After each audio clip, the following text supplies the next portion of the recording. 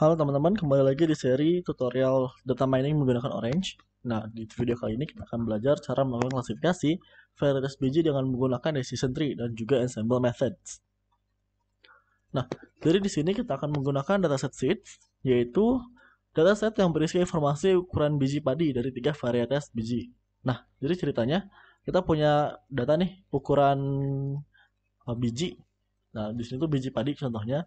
Nah, dari data-data ini, misalnya ukurannya, atau mungkin dari bentuknya, dan lain-lain, gimana caranya kita bisa cari tahu dia itu varietas apa bijinya.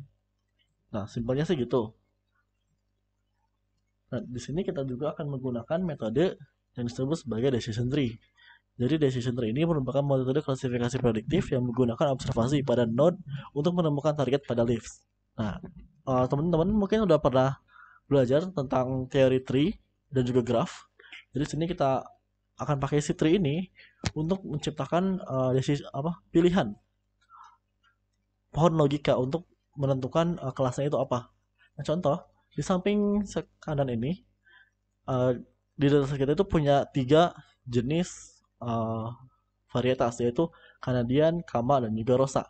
Nah, pertanyaannya, gimana caranya kita bisa tahu si biji ini varietasnya apa? Nah, di sini contoh cara baca tree-nya. Jadi misalnya semua yang di awal itu pastinya dia bakal punya prediksi awal. Nah, contoh di sini di awal diprediksi semua jenis biji adalah Kama. Nah, tapi ternyata si tree ini punya nodes. Dia punya leaf lagi ke bawah. Nah, berdasarkan groove length yang ini, kalau groove length-nya itu lebih kecil daripada 5.833, ini sebenarnya sepertinya koma. Tapi karena di sini koma itu dibacanya sebagai pemisah ribuan, akhirnya terbaca jadi ribuan. Nah, ternyata kalau misalnya lebih kecil daripada 5.533, ternyata akan diklasifikasikan sebagai Canadian. Tapi kalau lebih besar daripada 5.533, dia akan diklasifikasi sebagai Rosa. Nah, kemudian si Canadian ini pun masih ada node-nya lagi. Ternyata kalau misalnya areanya lebih kecil dari atau sama dengan dari 1337, maka dia adalah Canadian.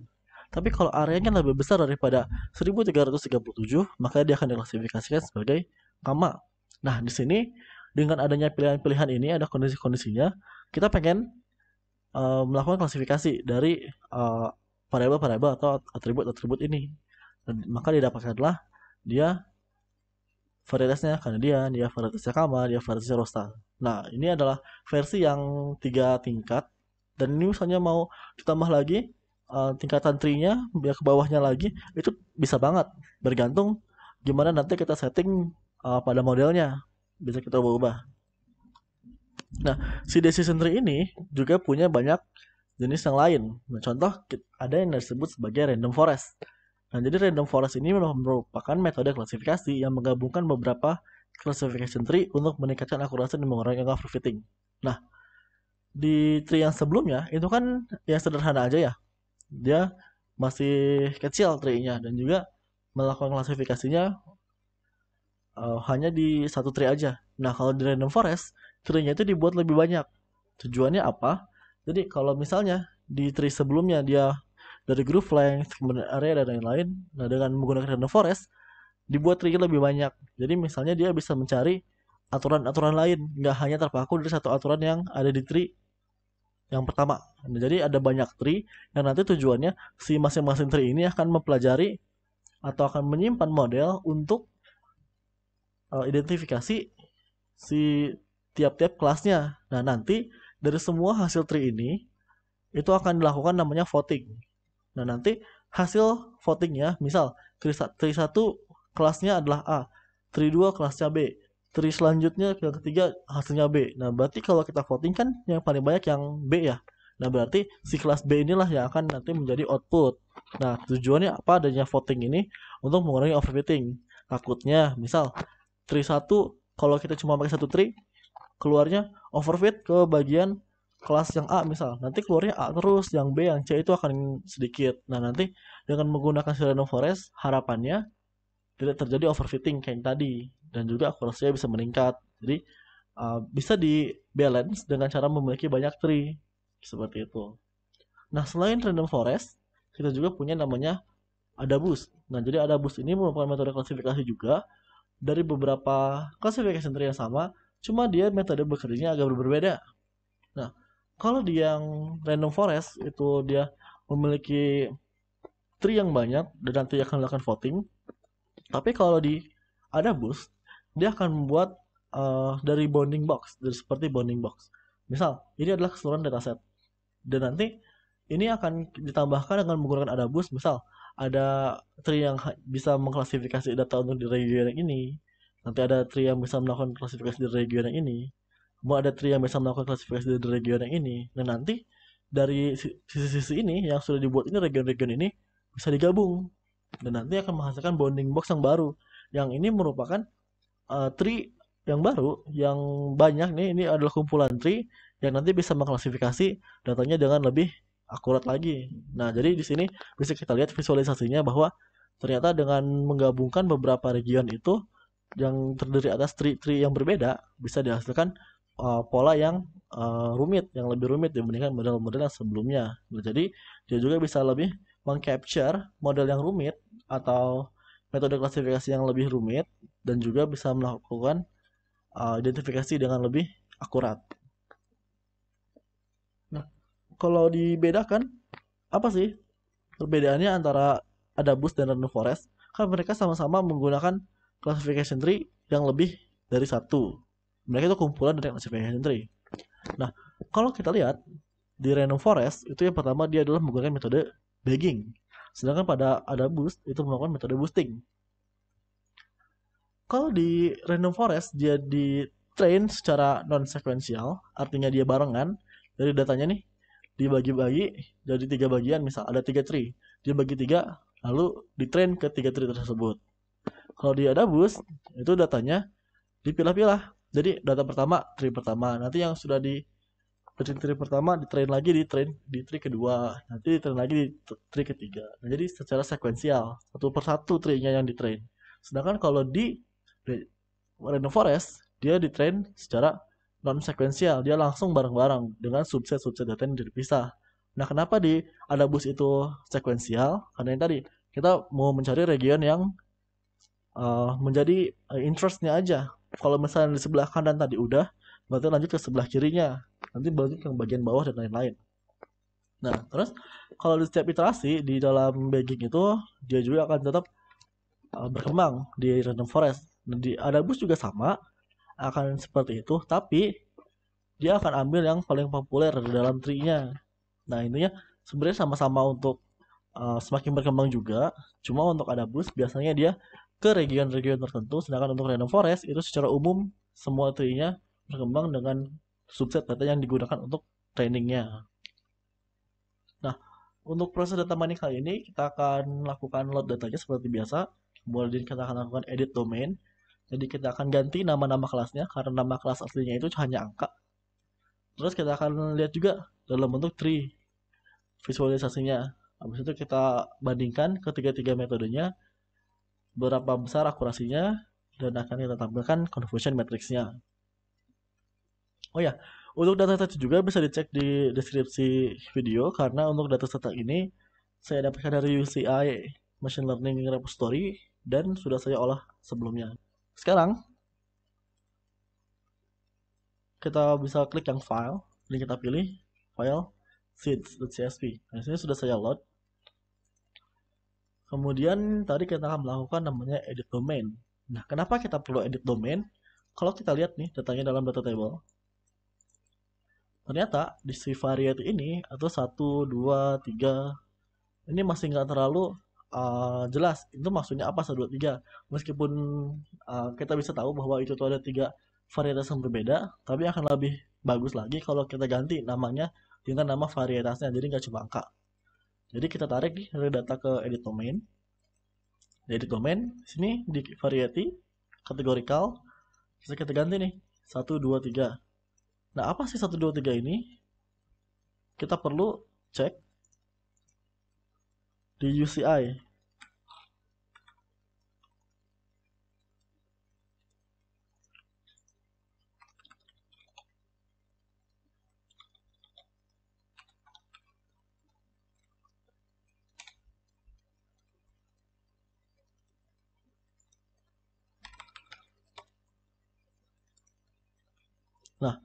Di sini seeds dataset.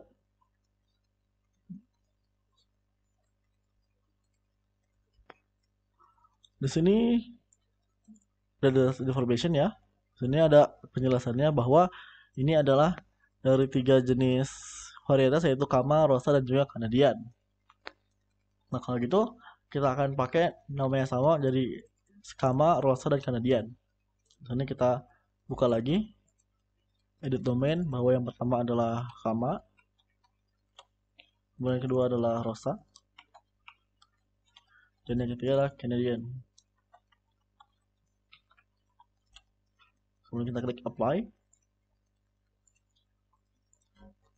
Nah sekarang kalau kita lihat yang sudah kita ubah tadi di edit domain, dia sekarang sudah berubah kelas-kelasnya. Nah, kalau sudah berubah kan lebih enak nih buat kita bacanya. Selanjutnya kita akan buat test and score, dan juga model-modelnya yaitu tree, random forest, dan juga ada boost.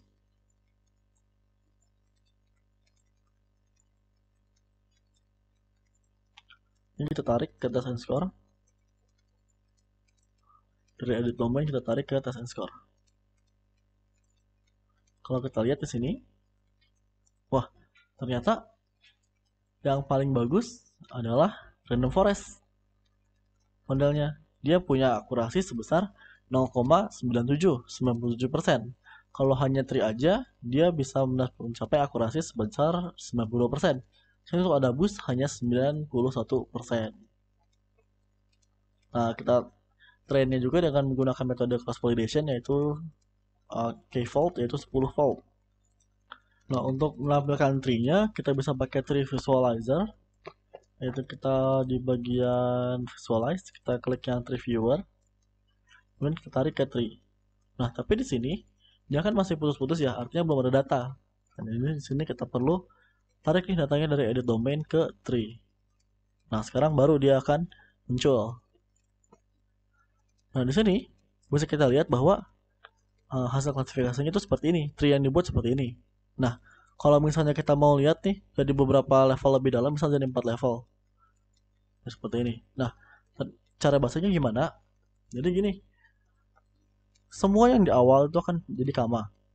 Nah, kalau groove length-nya itu lebih besar daripada segini, maka hasilnya adalah ini klasifikasinya. Pokoknya yang ada di akhir ini adalah, atau leaves-nya adalah hasil klasifikasi. Kalau misalnya groove length-nya kurang dari segini, maka akan diklasifikasi sebagai apa? Karena ada lagi node-nya di bawah, berarti kita cek lagi areanya kurang segini atau lebih besar. Maka ada yang di sini. Nah, nggak selesai di sini, masih ada nodes-nya lagi. Kemudian kita cek lagi, apakah width-nya itu kurang dari segini ataukah besar dari segini. Nah, kalau dipenuhi, maka akan ambil yang salah satunya, list-nya. Nah, intinya dari tree ini kita ambil list-nya, atau yang sudah tidak punya cabang lagi ke bawah. Itu adalah hasil klasifikasinya atau output-nya, seperti itu. Nah, sekarang kita akan lihat di conversion matrix-nya.